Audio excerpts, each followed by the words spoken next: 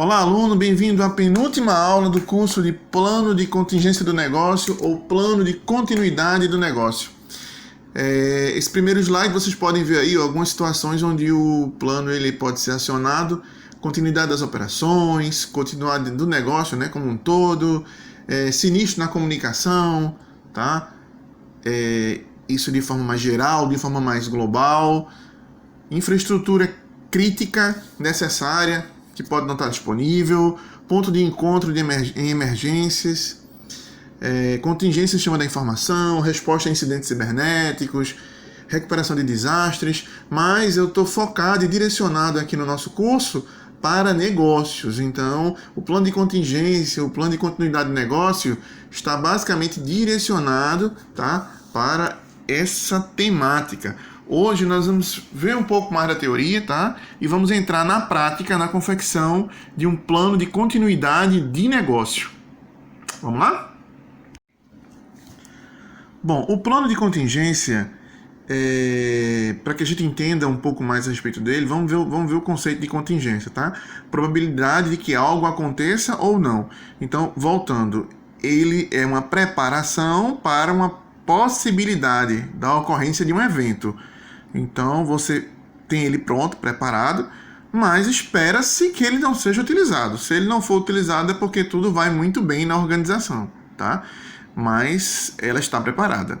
Então, basicamente, ferramenta elaborada para que as ações de riscos possam ser orientadas caso tais eventos venham a acontecer. Então, se aquele risco ele vier a se tornar um evento, como é que você vai lidar com isso? Como é que a organização, a instituição está preparada para tal fato?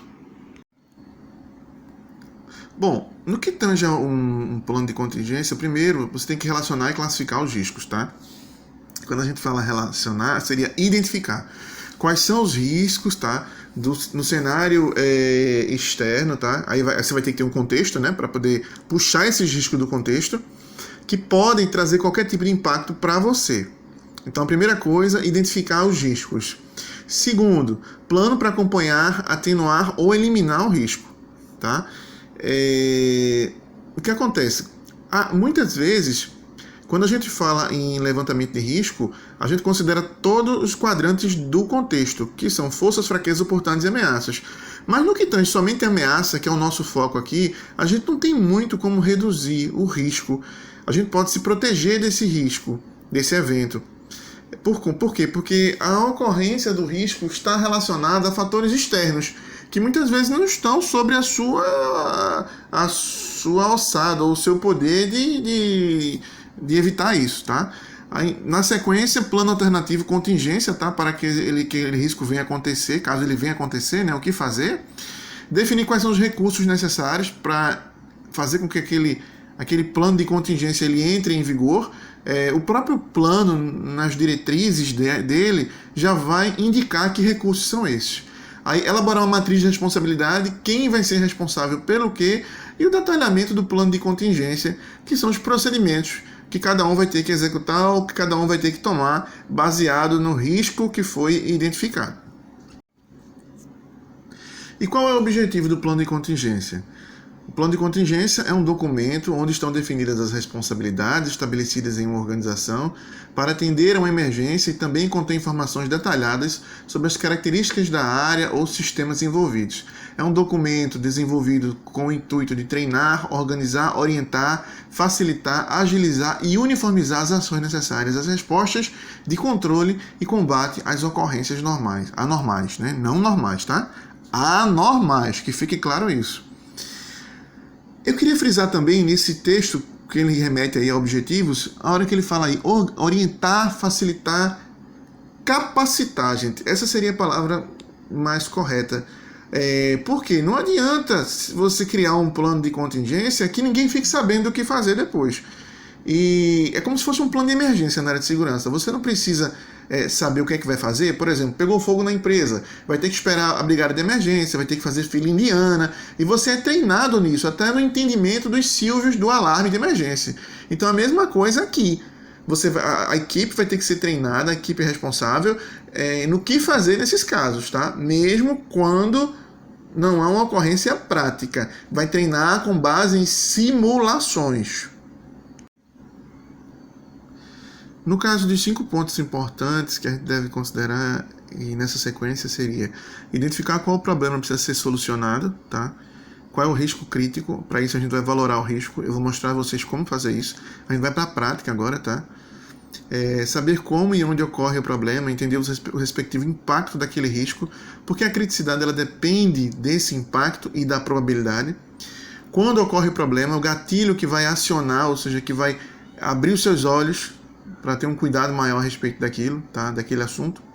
O que fazer, qual é a mitigação que você pode fazer a curto prazo para evitar qualquer tipo de problema, que estratégia você vai utilizar nessa mitigação, quem é que vai fazer isso, quem é o responsável por fazer isso, e quais ações serão subsequentes a essa atividade, que você pode, inclusive, se você tiver, que é o caso aqui, um plano de continuidade do negócio, ele pode substituir o plano de contingência temporariamente, assim que o plano de contingência for sanado, porque for realizado. Porque eu não sei se vocês lembram lá de cima daquela linha do tempo que eu falei.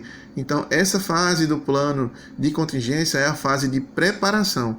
Então, eu estou me preparando para, no caso venha ocorrer alguma coisa, o que é que eu vou fazer a curto prazo, tá? Então esse não é um plano de continuidade do negócio.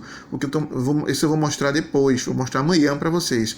O que eu estou mostrando hoje é um plano de contingência, mas ao mesmo tempo, vocês lembram que eu subdividi ele em 4 e que os 4 também são chamados de plano de contingência, tá? Então vamos lá, primeiro passo, identifique as ameaças no contexto e o risco para o negócio. Então percebam aí, nesse slide que vocês estão vendo, eu estou montando ele devagarinho. Então primeiro a ameaça, tá? Eu coloquei 3 exemplos, tá? Vírus Covid, hackers atuando no setor e crise econômica. Então no caso do vírus Covid, quais seriam os riscos? Paralisação das atividades por questões de quarentena, igual ocorrido na China. No que tange aos hackers atuando no setor, qual que seria o risco? Seria sequestro de dados com solicitação de recompensa, tá? No caso em bitcoins, que tem acontecido muito a nível Brasil, tá? Eles têm criptografado os dados das empresas, dados de clientes, e pedem um resgate via bitcoins. Geralmente o TI da empresa não consegue fazer essa descriptografar, digamos assim, e você fica à mercê da atuação desses criminosos, tá? O outro, crise econômica, né, com o risco de redução da demanda, ou seja, você tem menos gente comprando a curto prazo, causando falta de capital. Então você fica sem, impactos seria ficar sem caixa. E a gente sabe que o que fecha uma empresa hoje é você não ter caixa, né? Você pode até ter lucro, agora você pode até viver por um tempo sem lucro, agora viver sem caixa é muito complicado, tá? Então, recapitulando, ameaça do contexto externo, vírus Covid, no caso ameaça, né? Vírus Covid, hackers atuando no setor e crise econômica, e os riscos estão emparelhados aí na segunda coluna. Segundo passo, valore o respectivo risco. Para que você vai valorar? Para você ter uma ideia mais ou menos do que é mais crítico e o que é menos crítico para você. Então, por exemplo, no caso do vírus Covid aí, causando a paralisação das atividades, eu considerei 4 vezes 4. Você deve estar se questionando, Denise, como é que você chegou a essa conclusão? Gente, a escala de classificação do risco, ela é baseada na APP e no RASOP. Qualquer norma 14.001, a 9.001, ela pode utilizar-se desse estudo para criar o seu critério de probabilidade de consequência. Precisa ser esse critério? Não, pode ser um outro critério. Quem vai definir o critério para valorar risco é a organização. Mas eu vou explicar para vocês como é que eu valorei. Eu criei um critério muito simples, tá? Para facilitar a vida de todo mundo e o entendimento. Então, por exemplo, probabilidade. Se nunca tivesse acontecido essa ocorrência, não na empresa, mas a nível mundial, já que a gente está falando de uma ameaça externa, tá? Se nunca tivesse acontecido, eu ia pontuar como 2. Se tivesse acontecido uma vez, eu ia pontuar como 1. Como 3, desculpa. Se tivesse acontecido mais de uma vez, eu ia pontuar como 4. Então, probabilidade é, repetindo, 2 nunca aconteceu, 3 aconteceu uma vez, 4 aconteceu mais de uma vez. Aí o que é que você vai fazer? Você vai multiplicar a probabilidade versus a consequência. A consequência, ela pode ser valorada em baixo, moderado e grave. Ou seja, isso para a empresa, a criticidade, ela é baixa, não vai fazer muita diferença. É moderado, já pode sinal o sinal de alerta ali. Ou ela é crítico, aí você pode considerar isso como vermelho. O que acontece depois? Você vai multiplicar a probabilidade vezes a consequência e você vai ter a criticidade. Percebam, a criticidade deu 16. No critério que eu criei, de 0 a 8 vai ficar verdinho, de 9 a 12 amarelo e de 13 a 16 vermelho. Então, esse foi o critério que eu estabeleci, tá? Nesse caso, então, o vírus Covid foi considerado 16, então é extremamente crítico, tá? Vamos para o próximo. Hackers atuando no setor. Probabilidade 4 e, no caso da consequência, foi colocado 3. Então, o que acontece? Já aconteceu várias vezes, tá? Ou seja, tá aí 4 e 3, mas não é tão crítico. Dá para você pagar uma recompensa e não ter tanto prejuízo financeiro como o primeiro, por exemplo. Certo? Então, por isso foi considerado 3 e na criticidade ficou 12. E crise econômica, 4, probabilidade, já aconteceu várias vezes, e 4 porque o impacto é grande na organização. Então, 4 vezes 4 ficou 16 aí. Então, essa avaliação do risco é importante para você entender agora, nesse momento, que vírus Covid e crise econômica é mais importante a ser tratado do que, e a possibilidade de ocorrência maior do que hackers atuando no setor, certo? Então, basicamente, essa daí é a classificação. O terceiro passo é a definição de gatilhos. Então, por exemplo, no caso do vírus Covid, da pandemia, o gatilho seria, né, número de mortes em outros países, no caso da China, né, número de casos, porte e relacionamento comercial com o país de origem, porque a tendência é que você tenha uma chance maior de ser contaminado, digamos assim, né, ou seja, que essa pandemia chegue mais rápida no seu país. Então, assim, esses gatilhos acionariam o plano de contingência para o Covid. Lembrando o seguinte, eu estou dando aqui como exemplos de gatilho, mas você, na sua avaliação, você pode tirar uma coisa se achar que não é importante, acrescentar algo no gatilho, tá? O próximo, hackers atuando no setor. Aí, como gatilho, número de ocorrências globais de ataques hackers, aumento no número de ocorrências do respectivo setor, o setor de atuação da empresa. Você começou a ouvir comentários de que realmente tem hackers fazendo isso. Por exemplo, um caso prático, eu ouvi durante uma auditoria que estava acontecendo isso em construtoras. De construtoras irem lá, o hacker entrar, invadir a construtora, pegar as informações do cliente e codificar, né, criptografar essas informações. Então, como eu falei antes aí. E o nível de vulnerabilidade tecnológica relacionado aos ataques. Ou seja, o que você tem em tecnologia hoje tem conseguido evitar esses ataques? Então, isso também pode ser um gatilho para que você acione o plano de contingência.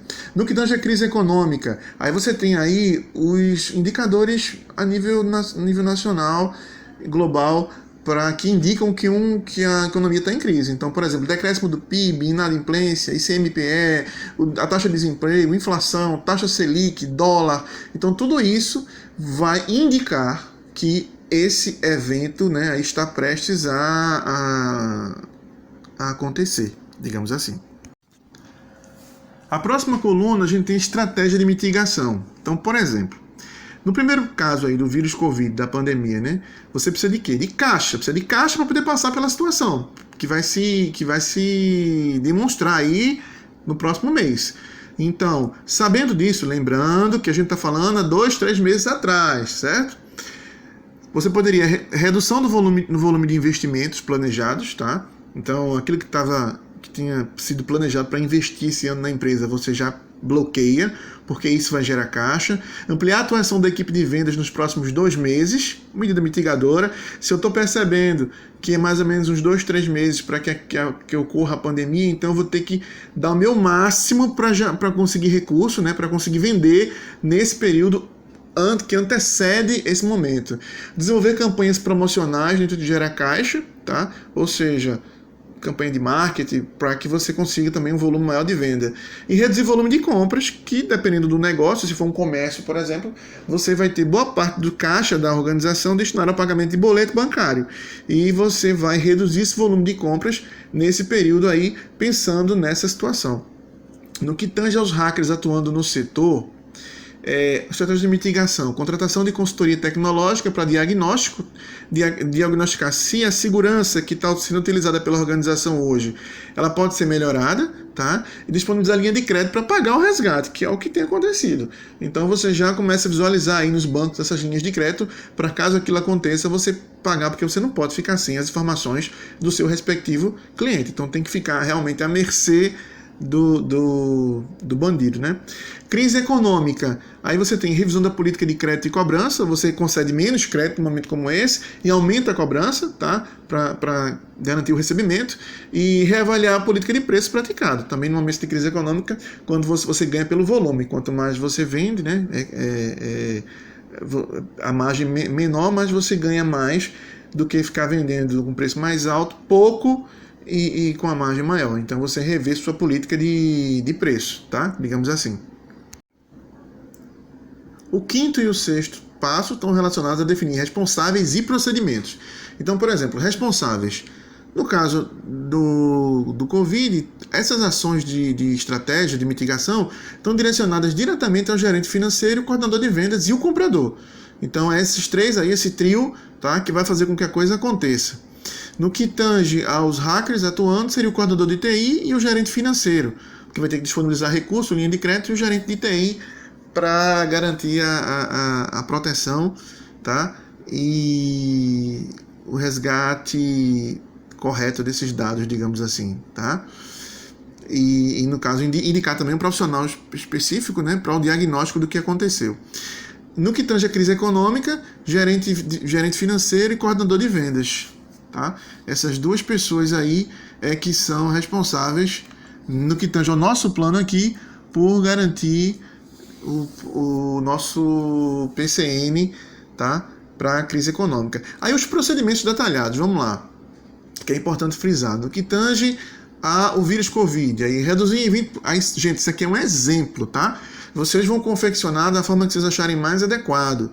Lembrando, eu coloquei tudo no Excel para ficar de melhor visualização, mas nada impede que você crie um manual chamado plano de contingência. Então vamos lá. Reduzir em 20% a meta de investimentos. Aí, liberar contratação temporária visando ampliar a equipe e aumentar as vendas. Contratar a agência no intuito de desenvolver campanha promocional para os próximos 3 meses e reduzir o volume de compras para 30% do orçado. Então o que acontece? Percebam que essas ações aqui, o detalhamento das ações, estão relacionadas a colocar em prática a estratégia de mitigação que foi definida, tá? Outro procedimento, aí no caso dos hackers, né? Abrir processo de cotação com terceiros, acionar bancos no intuito de avaliar linhas de crédito pré-aprovado e de baixo custo, ou seja, baixos juros. Então, essas também são detalhamento do procedimento relacionado à estratégia de mitigação para a ameaça que é hackers atuando no setor, causando o evento sequestro de dados. E, por último, no caso da crise econômica, aí está aí, ó, tomar a política de crédito e cobrança mais restritiva, né, tornar ela mais restritiva, redução de 10% no volume de crédito concedido a cada cliente e contratar a empresa de cobrança para reduzir preços em 5%. Empresa de cobrança e reduzir, tá, gente? Peraí, que eu li errado aqui. Cobrança e reduzir preços em 5%. Então, assim, essas ações aqui resolveriam essa questão aí, tá? Esse detalhamento desse procedimento seria para colocar essa estratégia em prática para sanar a ameaça da crise econômica, causando esse risco de redução de demanda de curto prazo, tá bom? Eu queria frisar o seguinte, esse plano de contingência é para o primeiro tempo que nós temos naquela linha do tempo. Isso não é um plano de continuidade do negócio, ok? Vamos para o próximo. Próximo passo do plano de contingência, no caso, monitoramento. Bom, para que eu consiga monitorar essa questão do Covid, ou seja, o gatilho, eu tenho que consultar os jornais, né, internacionais diariamente ou numa periodicidade definida, tá? Isso é necessário. No que tange a procedimentos, vai acontecer uma checagem anual do tempo necessário para o acionamento do procedimento e definição de ações personais e empecilhos encontrados. Ou seja, mesmo que eu não tenha a situação do gatilho, que isso não seja identificado, eu faço um teste para saber quanto tempo eu vou colocar o meu procedimento em prática, para ver se eu consigo estalar o dedo, e do dia para a noite está funcionando. Por quê? Não posso demorar nesse plano. Esse plano precisa ser rápido, precisa ir lá e executar, tá? No que tange a hackers atuando no setor, está aqui o gatilho, consulta periódica em revistas destinadas ao setor e a área de TI. Ou seja, visualizou alguma ameaça desse tipo nesse periódico, você vai lá e já considera isso como um gatilho. Volto a dizer, eu criei essa planilha. Então você pode alterar na medida que você entenda que existem outros gatilhos ou que esse gatilho não seja relevante para você. Eu considero que é fundamental que na hora de definir os gatilhos você converse com o responsável da área ou do setor, porque ele vai ter uma informação melhor a respeito de como esse gatilho pode ser acionado. O procedimento eu não repeti aí porque é o mesmo procedimento, tá, de checagem, uma simulação anual para verificar se está tudo correto. Lembrando, gente, eu falei só para vocês do tempo de acionamento do plano, mas uma outra coisa que é importante é verificar se ele foi acionado na simulação a contendo.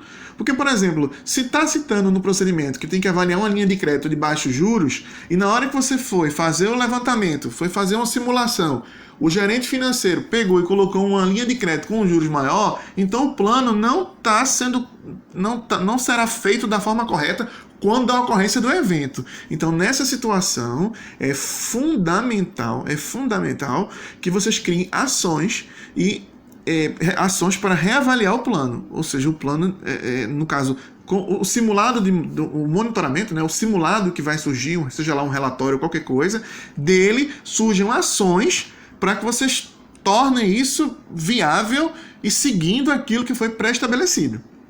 Por último, crise econômica. Crise econômica, o gatilho aí é indicadores econômicos contidos, né, em sites governamentais. Consultas periódicas a esses indicadores. E no caso, o procedimento de checagem é a mesma coisa. Faz uma simulação, tá? Finge uma crise econômica uma vez no ano e simula aí para ver se essas ações iriam ser tomadas a contendo, digamos assim. Certo? Bom, eu espero que vocês tenham gostado da aula, tá? Essa é a nossa penúltima aula. Amanhã nós vamos ver o plano de continuidade de negócio. Vamos falar um pouquinho sobre o plano de crise e pós-crise também, tá? Lembrando que após o curso você pode fazer a nossa prova, solicitar através do site lá, vai estar disponível. Acho que na sexta-feira eu estou disponibilizando para vocês lá os passozinhos para vocês fazerem a prova. Fez a prova, conseguiu atingir aí a nota mínima, você pode solicitar a emissão do seu certificado. A gente cobra uma taxa simbólica, porque com base no curso que a gente está fornecendo para vocês, é uma taxa realmente bem simbólica. Então, no conteúdo, né, que a gente está fornecendo, é uma taxa simbólica e você vai poder emitir seu certificado e colocar isso aí no seu currículo e, inclusive, apresentar na instituição de ensino, tá? A carga horária total do curso, contabilizando o curso mais a prova, tá? É a edição de 4 horas de carga horária, esse treinamento, ok? Esse mini curso. Até amanhã, então. Até logo.